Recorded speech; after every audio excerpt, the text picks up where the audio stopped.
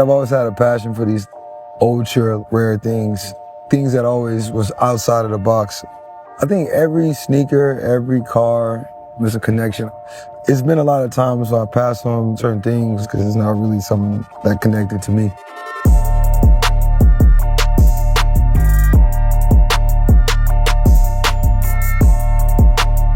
Travis, welcome to On Display. Thank you for doing this. Nah, for sure, always, man. We're here to see some of the amazing cars in your collection, but also I want to talk about the art of collecting and your journey in collecting things. Even back in the day, stereo speakers, was that like the first thing that you started collecting? Yeah, wow, that's crazy. How the fuck? So my dad, everyone had like their surround sound systems in their garages just collecting dust.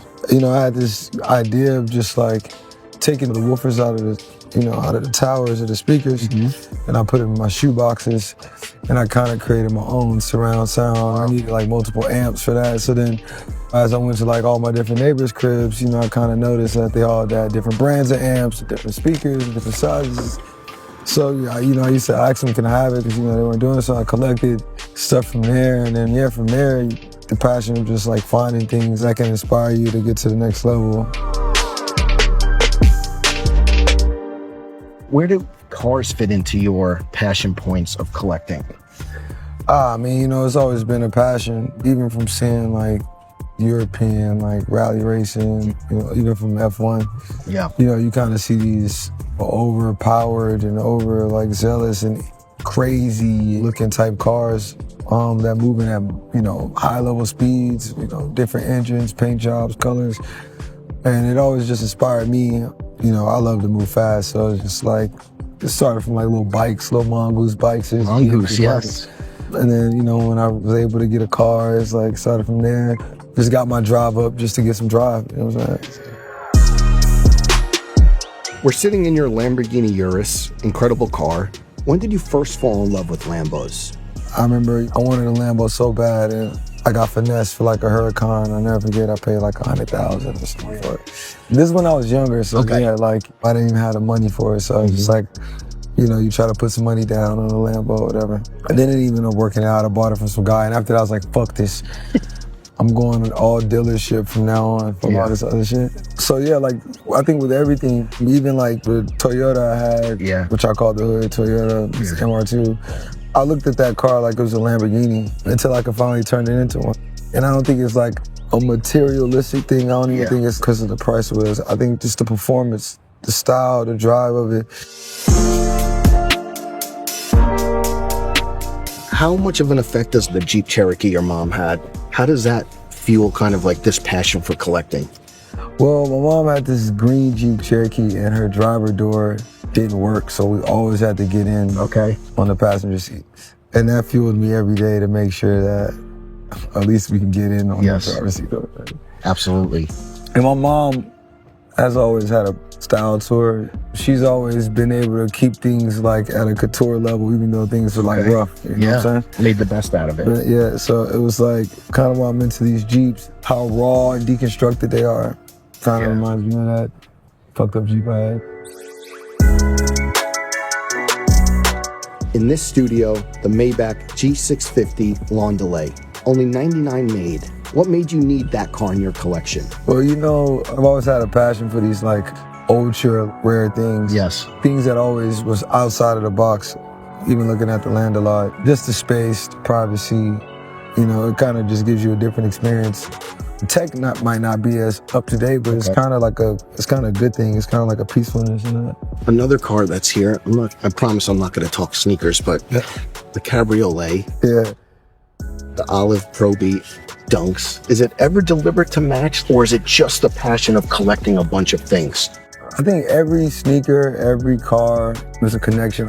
It's been a lot of times where I pass on, certain things or certain sneakers, certain cars, because it's not really something that connected to me. Yeah. Whether it's from like the SBs, every SB has its story. Yes. Whether it's like the Dooms or something. Like, you think about it like, I love these albums, the NRDs, I love this. Yes. Freddy Krueger, one of the illest movies. Yes. Lobsters. Which was something I wasn't as fond of as of late, but now I love them. Yes. You know what I'm saying? Comes in waves sometimes. Yeah, and not the sneaker, but the actual food. Okay. It's like the movie Big.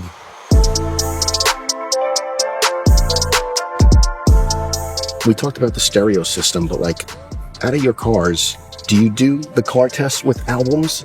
And do you like listening to, and what is that process like? Oh yeah, for sure. Every album I've ever made, it's not one album that I haven't put out that I haven't car tested.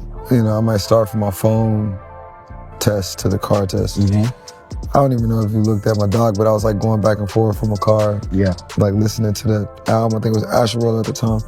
But each car has like a different type of take on sound and things like hit different. But then also too, is like, not everyone is in like maybe an ultra expensive car, so also listening to and in a car that, you know, I might drive on an every day-to-day basis, or my mom might drive on an every day-to-day basis, because that's like natural consumption. Totally.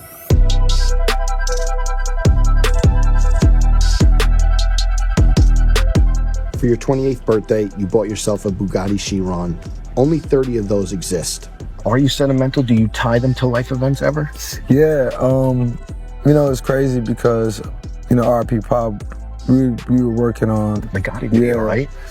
I always loved the car, you know, the idea of the car is crazy. And I remember we was doing that song and Pop's like, yeah, man, we gotta bring the Gottis out, man. Like, you know, I forgot who was helping us put the video together. It's like, yeah, man, I know somebody that can, like, you know, bring some Gottis out for us.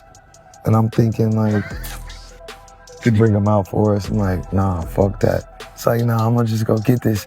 I remember I pulled up, we was at the shoot, me and Pops right around. He's like, man, he's like, damn, bro, this shit like smell like brand new. I was like, yeah, bro, I just got it like a couple, like a week ago. He's like, what the fuck? I was like, yeah.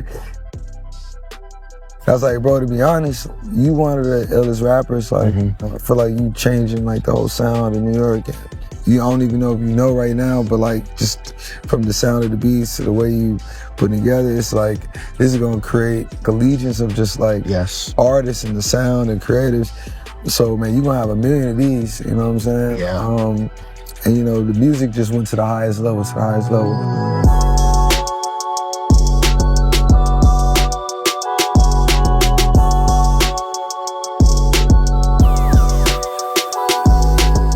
You like to drive these cars. Oh yeah. You like cars that are driven. Yeah. I don't believe in people that buy these cars and just sit them in the garage and then don't pull them out. Yeah. They have like 0 miles on them. Like, you know what I'm saying? Like, what the fuck is that for? Yeah. I respect all collectors and how they treat their things, but man, y'all gotta put them cars on the road. I know Jay Leno got mad V's, and I'm pretty sure he puts them on the road. Well, I know your time is limited. Thank you so much. No, thank you, man. Appreciate it. Thank you, man. Thank you. For sure.